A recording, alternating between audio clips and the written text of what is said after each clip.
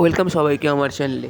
আজ যে পার্টটা শুরু করব হিমবাহের বিভিন্ন কাজ, যার মধ্যে ক্ষয় আছে, বহন আছে, অবক্ষেপণ আছে, এইগুলোর দ্বারা সৃষ্ট ভূমিরূপ, সেইগুলো এখানে বিস্তারিত আলোচনা করব। প্রথমে চলে আসি হিমবাহ কাকে বলে।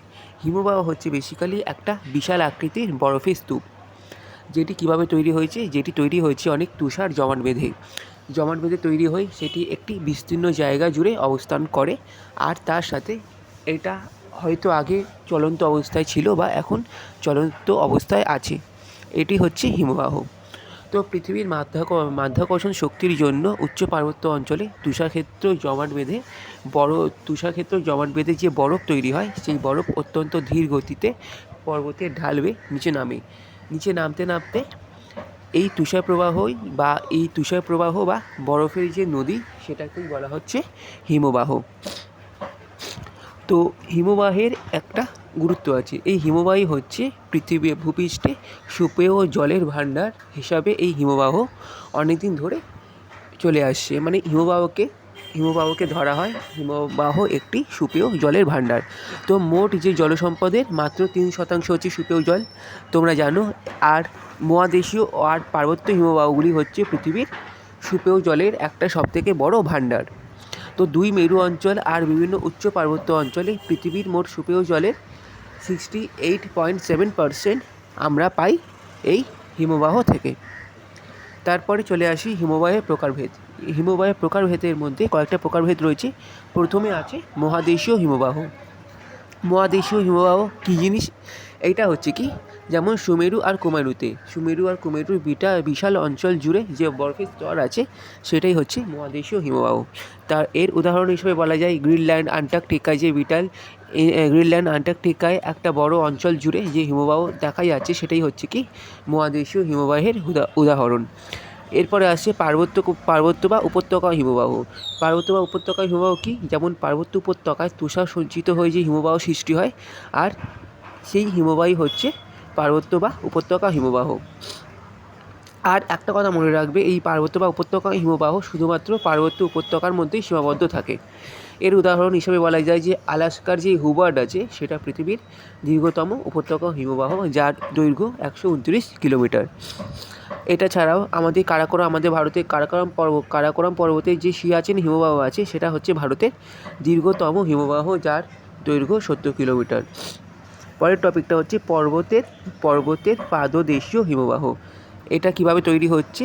যেমন ধরো, হিমবাহ যখন উঁচু পর্বতের ওপর থেকে নিচে নেমে আসছে পর্বতের পাদদেশ অনুযায়ী, তখন এই হিমবাহ পর্বতের পাদদেশে বিস্তৃত হয়, তখন তাকে পাদদেশীয় হিমবাহ বলা হয়। তাহলে বুঝতে পারলে, যখন হিমবাহ উঁচু পর্বতের ওপর থেকে নেমে আসে, তখন পর্বতের পাদদেশে বিস্তৃত হয়, সেইটাই হচ্ছে পাদদেশীয় হিমবাহ। এর উদাহরণ হচ্ছে আলাস্কার মালাস্পিনা হিমবাহ, সেটিকে পাদদেশীয় হিমবাহ বলা যায়। এটার আয়তন মনে রাখবে 4000 বর্গ কিলোমিটার। তারপরে আসছে হিমরেখা। হিমরেখা কী? হিমরেখা হচ্ছে বেসিক্যালি একটি সীমারেখা। কী ধরনের সীমারেখা? এই সীমারেখার ওপরে শীতলতার জন্য সারা বছর জল জমে বরফ হচ্ছে, আর এই সীমারেখার নিচে এই বরফ গলে গিয়ে বরফ গলে যাচ্ছে। সেই সীমারেখাটাই হচ্ছে হিমরেখা। মানে হিমরেখার ওপরে কী হবে? হিমরেখার ওপরে জল জমে বরফ হবে, আর এই সীমারেখার নিচে জলই থাকবে, সেখানে জলটা বরফে রূপান্তরিত হবে না। তো এই সীমারেখাটাকেই বলা হচ্ছে কি হিমরেখা। তো হিমরেখার উপরে থাকছে চির তুষারক্ষেত্র, আর হিমরেখার ওপরে বৃষ্টিপাতের বদলে সবসময় তুষারপাত হচ্ছে।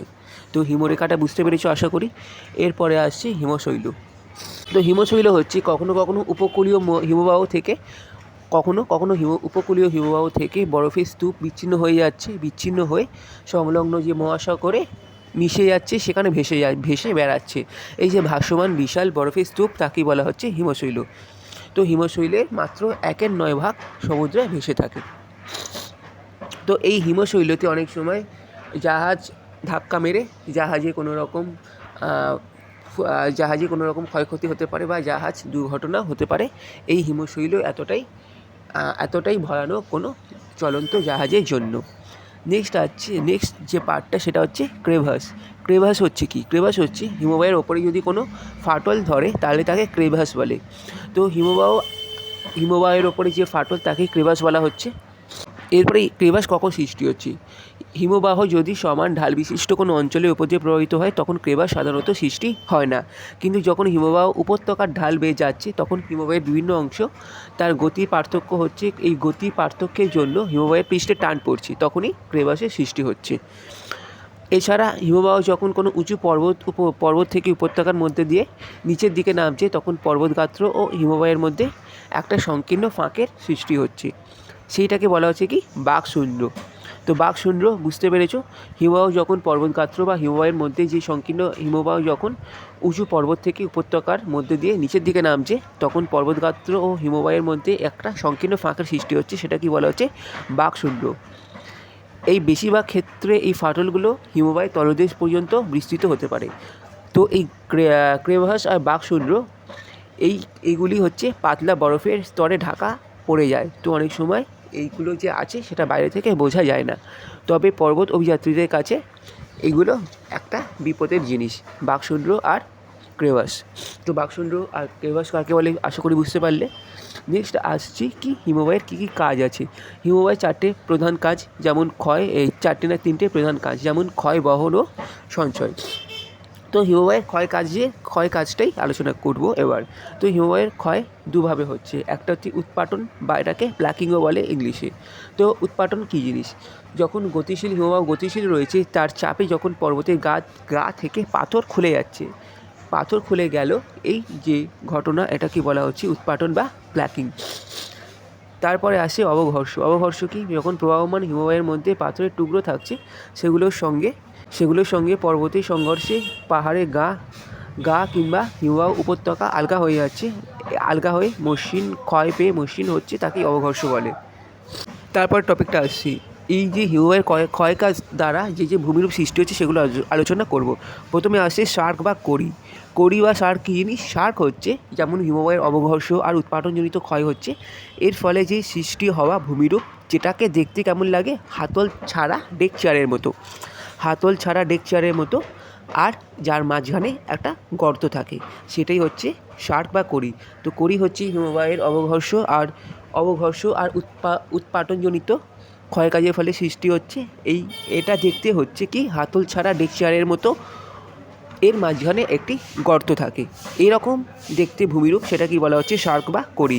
তো এরকম আকৃতি বিশিষ্ট উপত্যকাকে ফরাসি ভাষাতে শার্ক বলা হচ্ছে, আর ইংলিশে এটাকে কড়ি বলা হয়। তো অধিকাংশ যে হিমবাহ অধ্যুষিত এলাকায় শার্ক দেখতে পাওয়া যায়। তো শার্ক বুঝতে পারলে যে হাতল ছাড়া ডেক চেয়ারের মতো দেখতে, আর যার মাঝখানে একটি গর্ত থাকবে, সেটাই হচ্ছে শার্ক বা কড়ি। তারপরে হচ্ছে অ্যারেড হচ্ছে যে এটা হিমবাহের ক্ষয়কাজের ফলে সৃষ্টি হচ্ছে। আর এই অ্যারেড দেখতে কেমন? অ্যারেড কখন গঠিত হচ্ছে? যদি ধরো পাশাপাশি দুটো শার্ক আছে, তার মাঝে যে সংকীর্ণ পাঁচিলের মতো শৈলশিরা দেখা যাচ্ছে, সেটি হচ্ছে অ্যারেড। মানে দুটো পাশাপাশি শার্কের মাঝে যে সংকীর্ণ পাঁচিলের মতো শৈলশিরা, সেটাই হচ্ছে অ্যারেড। অ্যারেডের শীর্ষদেশ দেখতে অনেকটা করাতের মতো খাঁচ কাটা থাকে।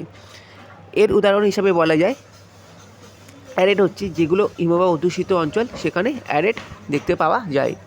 তারপরে হচ্ছে পিরামিড চূড়া কী জিনিস?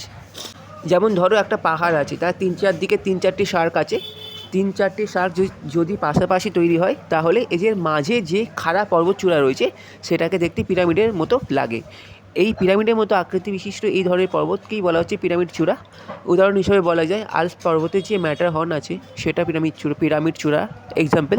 এটা ছাড়া গঙ্গোত্রীর কাছে অবস্থিত যে হিমালয় পর্বতের নীলকণ্ঠ ও শিবালিক শৃঙ্গ, এই দুটো হচ্ছে ইম্পর্টেন্ট পিরামিড চূড়া। তারপরেরটা হচ্ছে কর্তিত শৈলশিরা কী? যখন পার্বত্য উপত্যকা দিয়ে হিমবাহ এগিয়ে যেতে হিমবাহের গতিপথের মাঝে কোনো হয়তো স্পার বা পর্বতের অবিক্ষিপ্তাংশ এসে পড়ে হিমবাহের পথরোধ করলো, তখন হিমবাহ কী করবে? সেইগুলোকে কেটে বা সেগুলো ক্ষয় করে সোজা পথে এগোচ্ছে। এইভাবে যে পার্বত্য হিমবাহ দ্বারা ক্ষয়প্রাপ্ত হচ্ছে, আর ক্ষয়প্রাপ্ত যে শৈলশিরাগুলো ক্ষয়প্রাপ্ত হওয়ার পর সেটা দেখতে ত্রিভুজের মতো লাগে, এইগুলোই বলা হচ্ছে কর্তিত শৈলশিরা। তারপরে হচ্ছে ইউ আকৃতির উপত্যকা বা এটাকে হিমদ্রোণীও বলা হয়। কখন তৈরি হচ্ছে এটা?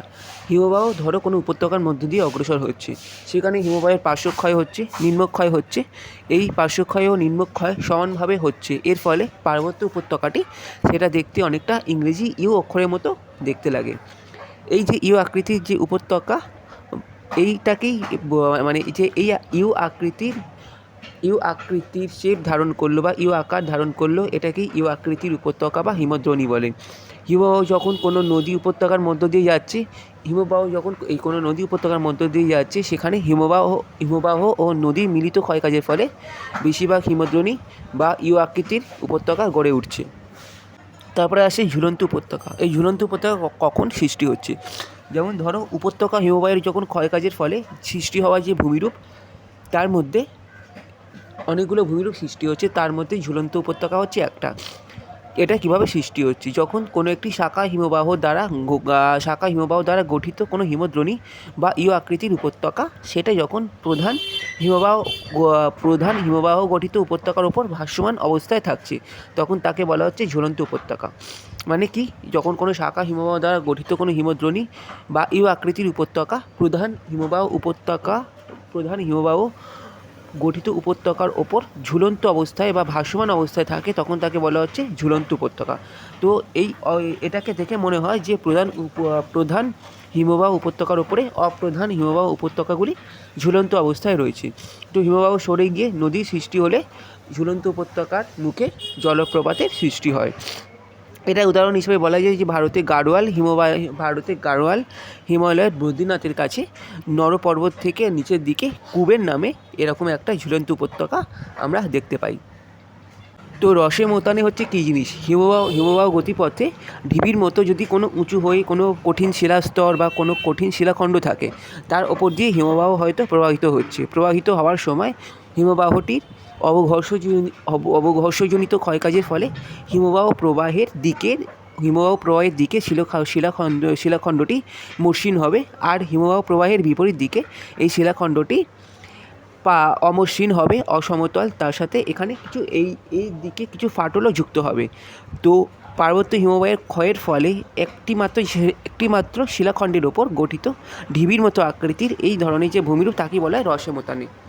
তাহলে বুঝতে পারলে রসে মোতানে কি? রসে মোতানে খুবই সহজ জিনিস। হিমবাহ যখন যাচ্ছে, হিমবাহের গতিপথে ধরো হয়তো কোনো কঠিন শিলাখণ্ড রয়েছে, শিলাখণ্ডের উপর দিয়ে হিমবাহ প্রবাহিত হচ্ছে, তখন হিমবাহের অবঘর্ষজনিত ক্ষয় হচ্ছে। অবঘর্ষজনিত ক্ষয়কাজের ফলে যে হিমবাহ প্রবাহের দিকে শিলাখণ্ডটি যে অংশটা রয়েছে, সেটা মসৃণ হবে, আর হিমবাহ প্রবাহের বিপরীত দিকে শিলাখণ্ডটি যে অংশটা রয়েছে, সেখানে উৎপাটনজনিত ক্ষয় হবে। উৎপাটনজনিত ক্ষয়ের ফলে সেই জায়গাটা অমসৃণ হবে, অসমতল হবে, সেখানে ফাটল সৃষ্টি হবে।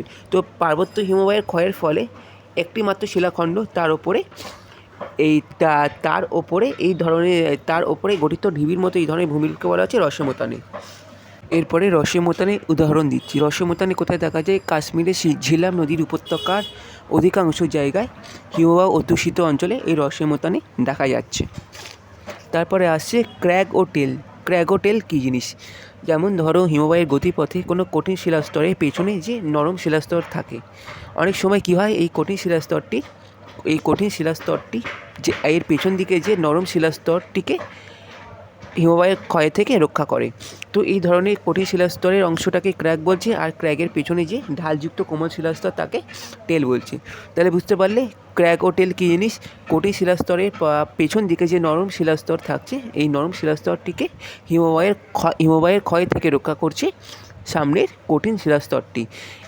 এই ধরনের যে কঠিন শিলাস্তরযুক্ত অংশকে ক্র্যাগ, আর ক্র্যাগের পেছনে যে কোমল শিলাস্তর তাকে বলা হচ্ছে টেল। তো টেল অংশটা ক্র্যাগ থেকে যত দূরে চলে যাবে, তত এটা সরু হয়ে যাবে। তারপর হচ্ছে ফিয়র্ড কখন তৈরি হচ্ছে? যেমন ধরো সমুদ্র উপকূল সংলগ্ন পার্বত্য ভূমিতে হিমবাহের ক্ষয়কাজের ফলে যে আংশিক জলপূর্ণ হিমবাহ উপত্যকা, তাকেই বলা হচ্ছে ফিয়র্ড। তার মানে পার্বত্য ভূমিতে সৃষ্টি হচ্ছে ফিয়র্ড। তো পার্বত্য ভূমিতে হিমবাহের ক্ষয়কার্যের ফলে যে আংশিক জলপূর্ণ হিমবাহ উপত্যকা, সেটাই হচ্ছে ফিয়র্ড। এই সমুদ্র উপকূলে পার্বত্য হিমবাহ তার উপত্যকাকে এমন গভীরভাবে ক্ষয় করে যে হিমবাহ উপত্যকা এটি সমুদ্রপৃষ্ঠ থেকেও নিচু হয়ে যাচ্ছে, নিচু হয়ে যায়। পরবর্তীকালে হিমবাহ যখন সরে যায় তখন এই গভীর উপত্যকাগুলি সমুদ্রের জল ভরে সেটা আংশিক জলপূর্ণ হয়ে যায়। এইভাবে হিমবাহের ক্ষয়কার্যের ফলে যে সৃষ্টি হওয়া বর্তমানে কিছু জলমগ্ন উপত্যকা রয়েছে তাকেই বলা হচ্ছে কি ফিয়র্ড। উদাহরণ হিসাবে বলা যায় ইউরোপ মহাদেশে যে স্কটল্যান্ড ও নরওয়ে সমুদ্র উপকূলে অসংখ্য ফিয়র্ড দেখা যায়। তারপরে হচ্ছে হিমবাহের ক্ষয় কাজ এতদূর শেষ হলো। এরপরে হচ্ছে হিমবাহের বহন কাজ। হিমবাহের বহন কাজটা এবার শুরু করব। তো হিমবাহের বহন কাজটা যথেষ্ট সোজা। পার্বত্য উপত্যকায় কী হয়, পাথর, কাঁকর, বালি এগুলি হিমবাহ দ্বারা ক্ষয়প্রাপ্ত হয়। ক্ষয়প্রাপ্ত হয়ে হিমবাহের সঙ্গে সঙ্গে নিচের দিকে পরিবাহিত হতে থাকে। তো এটাকে বলা হয় হিমবাহের বহন কাজ। তো হিমবাহের বহন কাজ যখন চলে তখন কোনো স্থায়ী ভূমিরূপ কিন্তু গঠিত হয় না।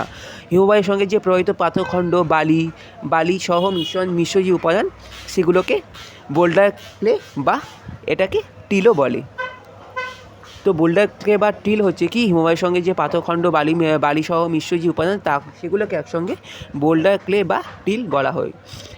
এরপরে আসি হিমবাহের সঞ্চয় কাজ। তো সঞ্চয় কাজকে দুভাগে ভাগ করা যায়। একটা হচ্ছে পর্বতগাত্রের সঞ্চয় আর একটা পর্বতের পাদদেশে সঞ্চয়। তো দুটো সঞ্চয়, একটা হচ্ছে পর্বতগাত্রের সঞ্চয় আর একটা পর্বতের পাদদেশে সঞ্চয়। তো সঞ্চয় কাজ দ্বারা যে সৃষ্ট ভূমিরূপ সেগুলো আলোচনা করছি। প্রথমে হচ্ছে গ্রাবরেখা। গ্রাবরেখা কী জিনিস? গ্রাবরেখা হচ্ছে যেমন পার্বত্য অঞ্চলে হিমবাহর সঙ্গে প্রবাহিত হওয়ার সময় যে শিলাখণ্ড, নুড়ি, কাঁকর, বালি সেগুলি সেগুলি হিমবাহের সঙ্গে বাহিত হয়ে উপত্যকার বিভিন্ন অংশে এটা সঞ্চিত হচ্ছে। তো উপত্যকার বিভিন্ন অংশে এটা সঞ্চিত হচ্ছে। এই সমস্ত সঞ্চিত যে শিলাস্তূপ সেগুলোকেই বলা হয় গ্রাবরেখা। তো গ্রাবরেখার শ্রেণীবিভাগ রয়েছে। প্রথমটা হচ্ছে পার্শ্বগ্রাবরেখা। পার্শ্বগ্রাবরেখা কি হিমবাহের প্রবাহ পথের দুপাশে এই যে শিলাস্তূপগুলি সেগুলো প্রাচীরের মতো সঞ্চিত হলে তাকে পার্শ্বগ্রাবরেখা বলে। মধ্যগ্রাবরেখা হচ্ছে দুটো হিমবাহ দুদিক থেকে এসে একসঙ্গে মিলিত হওয়ার ফলে উভয়ের মধ্যবর্তী অংশে আর একটি গ্রাবরেখা সৃষ্টি হয়, তাকে বলা হচ্ছে মধ্যগ্রাবরেখা। তো দুইটি বেশি হিমবাহ মিলিত হলে একাধিক মধ্যগ্রাবরেখা সৃষ্টি হয়। তারপরে হচ্ছে প্রান্তগ্রাবরেখা। প্রান্তগ্রাবরেখা হচ্ছে কি হিমবাহ যেখানে শেষ হচ্ছে বা যেখানে গলে যাচ্ছে সেই অংশে গ্রাবরেখাটাকে বলা হচ্ছে প্রান্তগ্রাবরেখা। এর উদাহরণ হিসেবে বলা যায় যে তিস্তা নদীর উচ্চ অববাহিকায় লাচুং ও লাচেন অঞ্চলে বিভিন্ন ধরনের প্রান্তগ্রাবরেখা আমরা দেখতে পাই। তারপরের টপিকটা আসছি হিমবাহ ও জলধারায় মিলিত কাজ। আচ্ছা, হিমবাহ ও জলধারার মিলিত কাজে তৈরি হচ্ছে বহির্ধৌত সমভূমি বা এটাকে আউটওয়াশ প্লেনও বলে। কীভাবে তৈরি হচ্ছে? ধরো পর্বতের পাদদেশ অঞ্চলে যখন হিমবাহ ও জলধারা মিলিত হওয়ার ফলে একটা সমভূমি তৈরি হচ্ছে, সেই সমভূমিটাকেই বলা হচ্ছে বহির্ধৌত সমভূমি বা ইংলিশে আউটওয়াশ প্লেনও এটাকে বলা হয়। তো উঁচু পর্বতের পাদদেশে কী হয়, হিমবাহ যখন এসে পৌঁছয় সেটি গলে নদী সৃষ্টি করে আর সেখানে হিমবাহ দ্বারা বয়ে আনা যে পাথরের টুকরো, কাঁকর, নুড়ি, বালি, কাদা প্রভৃতি সঞ্চয় হয়ে আউটওয়াশ প্লেন বা বহির্ধৌত সমভূমি তৈরি হচ্ছে।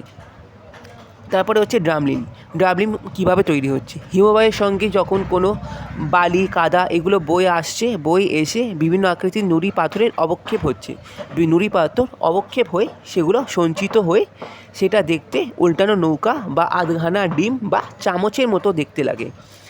এই যে উল্টানো নৌকা বা আধখানা ডিম বা চামচের মতো দেখতে হয় এই আকৃতির ভূমিরূপকে বলা হয়, এইটাকেই বলা হচ্ছে ড্রামলিন। তো ড্রামলিন কখন তৈরি হচ্ছে? হিমবাহের সঙ্গে যখন বালি, কাদা, বিভিন্ন আকৃতির নুড়ি পাথর অবক্ষেপ হিসাবে সঞ্চিত হয়ে যখন এটা উল্টানো নৌকা বা আধখানা ডিম বা চামচের মতো ভূমিরূপ সৃষ্টি করছে তখন সেটাকে ড্রামলিন বলা হয়।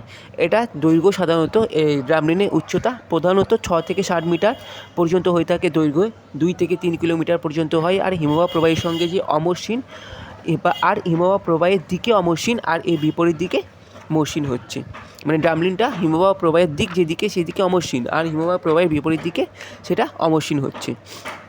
একসঙ্গে যখন অনেকগুলো ড্রামলিন সমৃদ্ধ অঞ্চল থাকে সেটাকে দেখতে ঝুড়ি ভর্তি ডিমের মতো লাগে। অনেকগুলো ড্রামলিন সমৃদ্ধ অঞ্চলকে ঝুড়ি ভর্তি ডিমের মতো দেখতে লাগে। এটা কোথায় দেখা যাচ্ছে? যেমন মার্কিন যুক্তরাষ্ট্রের উত্তরাঞ্চল, উত্তর ইংল্যান্ড, উত্তর আয়ারল্যান্ড, সেখানে এরকম ড্রামলিন আমরা দেখতে পাই। তারপরে আসছে কেম কখন তৈরি হচ্ছে? যেমন ধরো হিমবাহ অধ্যুষিত কোনো পার্বত্যের পাদদেশে যদি কোনো হ্রদ থাকে সেখানে কাদা, বালি, কাঁকর ইত্যাদি স্তূপাকারে সঞ্চিত হয়ে একটা 3 কোনা বদ্বীপের মতো ভূমিরূপ সৃষ্টি হচ্ছে, সেটাকে কেম বলে।